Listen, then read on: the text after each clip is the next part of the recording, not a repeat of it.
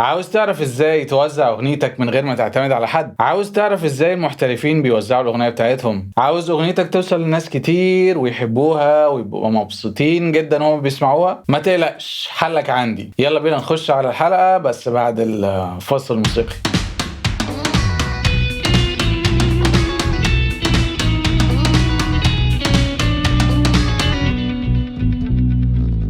عاوز اقولك ان الحلقة دي هتبقى حلقة نظري، يعني هقولك ايه اللي انت المفروض تعمله. اول حاجة هنعملها هو هنقسم الحلقة لكام سؤال عشان نقدر نجاوب بطريقة سهلة ومنمقة. اول سؤال ايه هو التوزيع؟ تاني سؤال ازاي اقدر اوظف الآلة بتاعتي في التوزيع؟ اول سؤال عندنا ايه هو التوزيع؟ التوزيع ده بكل اختصار هو مجموعة آلات بتعزف مع بعضيها عشان تطلع ميلودي وهارموني حلو، الناس تبقى مبسوطة وهي بتسمع الأغنية، ده بكل بساطة. ولكن لو هناخد كلمة التوزيع بشكل أعمق، التوزيع ده أنا ببلور حاجة أنا عاوز الناس تسمعها، بعملها بطريقة حلوة قوي، بعملها بطريقة مودرن شيك أو بطريقة فينتج اولد سكول، زي ما أنا عاوز أحول الأغنية أو أديها في أي حتة أنا عاوزها. التوزيع آفاقه كبيرة جدا، وده يتوقف على أنت بتحب تسمع مزيكة إيه. طيب الإجابة على السؤال التاني هي هتبقى أعمق شوية، إزاي أوظف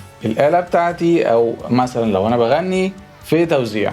الإجابة عليها هتتقسم لكذا جزء. أول جزء وأهم جزء هو إن أنت لازم يكون عندك ريفرنس أو مرجع. يعني أنا عملت مثلا لحن معين، اللحن معناها هامينج ميلودي معين لا لا لا لا لا مثلا يعني، وعاوز أعمله توزيع. التوزيع بتاعي ده أنا شايف مثلا أنا ممكن أعملها فانك، أنا بحب أسمع فانك مثلا فرقة معينة، أقوم جاي أقعد أسمع الكتالوج بتاعهم وأشوف أقرب أغنية شبه الميلودي اللي أنا عملته، وده يبقى الريفرنس بتاعي أو ده المرجع بتاعي. ودي نقطة مهمة جدا. ليه هي نقطة مهمة؟ لأني هفهم الأغنية بتتكون إزاي، ودي النقطة التانية، إن أنا أقدر أعمل توزيع حلو وإن أنا أحط الآلة بتاعتي وأخليها بشكل حلو في التوزيع. هفهم الأغنية ماشية إزاي. الأغنية دايما بتبقى ماشية بسكيشن، سيكشن A B C، كل سيكشن ليه فكرته. الكلام ده لو أنا مثلا مش فاهمه أو مش عارفه، أقدر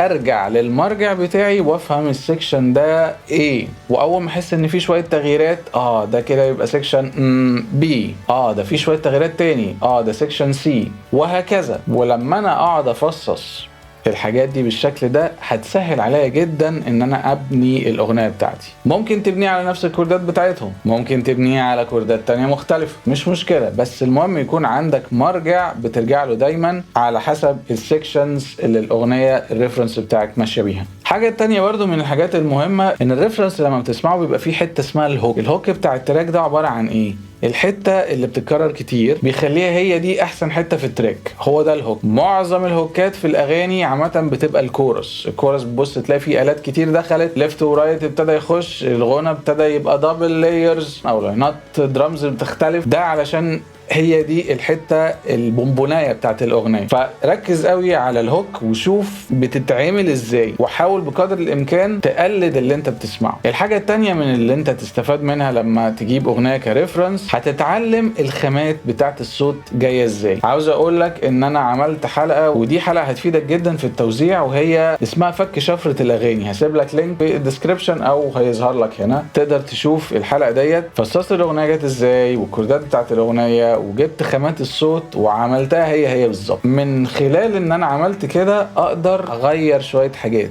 اقدر ارجع للاغنيه بتاعتي واشوف الخامه دي مثلا هتفيدني، الكيكايه دي صوتها حلو، صوت الكيبورد هنا جميل، ممكن احطها في الاغنيه بتاعتي. دي ما اسمهاش سرقه، دي اسمها ان انا بتعلم من الشخص اللي عنده خبره عني وابني حاجه شبه. ممكن الريفرنس بتاعك يبقى اغنيتين، تبقى تعمل ميكس ما بين اغنيتين، دي تبقى حاجه جميله جدا. الحاجه التانية اللي انت المفروض تركز عليها ايه العناصر المهمه في الاغنيه بتاعتك. الاغنيه بتاعتي مثلا انا انا راجل بحب اعزف جيتار وبرضه بغني، بس مثلا انا عاوز في الاغنيه دي ابلور الجيتار اكتر، فهضطر ان انا ادور على خامات صوت جيتار احسن، ازاي اخلي صوت الجيتار بتاعي يبقى ستاند اوت في الاغنيه ديت، ما سجلش باي حاجه وخلاص، لا افضل اقعد اسمع مره واثنين وثلاثه كذا خامه بيدل مثلا، كذا خامه بلجن، كذا خامه ايا كان، هو ده اللي هيبقى البرواره بتاعه الاغنيه بتاعتي. طيب لو انا مثلا بغني صوتي هو احسن حاجه، يبقى ده معناها ان الالات التانية كلها تبقى شغاله بتخدم على الصوت بتاعي. حاول ما تعملش زحمه كتير في التوزيع بتاعك، حاول تشوف انت عاوز ايه اللي يبقى ظاهر اكتر. شويه نصايح مهمه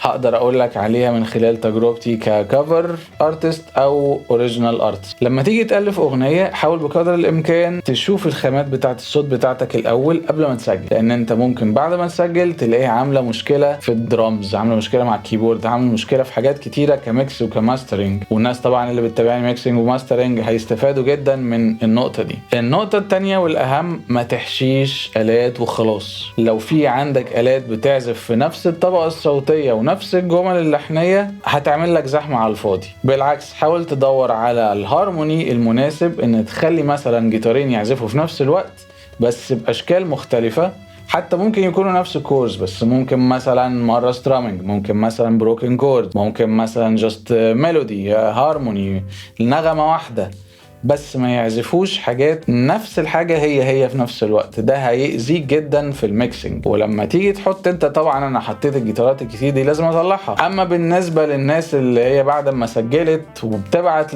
لمهندس صوت مثلا، خد اشتغل لي على الحاجة دي، مهندس صوت تلقائي هيقوم جاي يلغي لك حاجات كتير، لان هي داخلة في فريكونسي واحد وهم نفس الشغل، هيختار احسن حاجة من بينهم وخلاص، مش هيطلعهم لك كلهم. عاوز اقول لك قبل نهاية الحلقة ان انا عامل ورشة عمل دي سبونسرنج مع ارتمانيا ميوزك سكول وديستينجو ميوزك ستور. ورشة العمل ديت هتكون خاصة بالناس اللي في منطقة زايد والجيزة عامة، هيبقى فيها حاجات كتيرة حلوة جدا، من ضمنها ان انت هيبقى عندك باند انا هعمله لك، وهتاخد شوية كورسات زي ان انت تعمل السونج رايتنج، دي برضو حاجة من ضمن الحاجات المهمة، زي ان انا اعمل اغنية، ايه الكوردات اللي انا استخدمها، ازاي اطلع الكوردات، ازاي ان انا اعمل هارموني ماشي مع الكوردات، دي حاجات مهمة جدا. ورشة العمل ديت هيبقى فيها ابليكيشنز لازم تعمله، وهتبعت لي فيديو مكون من دقيقة واحدة من الآلة اللي انت بتعزفها، انا محتاج جيتار وبيز ودرامز وكيبورد وغنى. طبعا لو في آلات تاني جميل جدا. ده هيكون limited numbers للاتندنس، لان انا عاوز اطلع كواليتي برضو حلو، انا عاوز بس 4 فرق، وهيبقى في تنافس ما بين الفرق وبعضيها ان هم تطلع احسن اغنية، ويبقى في ميوزك برودكشن وفيديو برودكشن جميل جدا في اخر الكورس ده. الكورس هيكون ثمنه 3000 جنيه فقط على كل اللي انا قلته لك ده كباكج، وهم 4 ايام، يوم 24 ويوم 25 ابريل، ده هيكون يوم خميس ويوم جمعة ويوم 2 ويوم 9 ماي، وده هيكون يوم جمعة ويوم جمعة. فرق المسافات الوقت ده انا عامله مخصوص عشان اديلك انت والباند ممبرز بتوعك وقت ان انت تكمبوز حاجة كويسة وتبراكتس حاجة كويسة، عشان لما يبقى في اليوم بتاع ريكوردينج الدنيا مظبوطة وماشي مظبوط ومفيش اي اخطاء. الديدلاين بتاع التقديم هيكون يوم 28 مارس الشهر ده. حاول بقدر الامكان ما تعديش الديدلاين، عشان انا عاوز اشوف كل الفيديوهات اللي انتوا تبعتوها، واحاول بقدر الامكان ان انا انسق على حسب المستويات، ان انا احطكم في بندات مع بعض. اتمنى عزيزي في نهاية الحلقة تكون ان انت اتبسطت، واتمنى ان انا اكون فدتك في حلقة النهاردة ازاي تبتدي التوزيع، مدخل الى علم التوزيع، واشوفكم بعدين.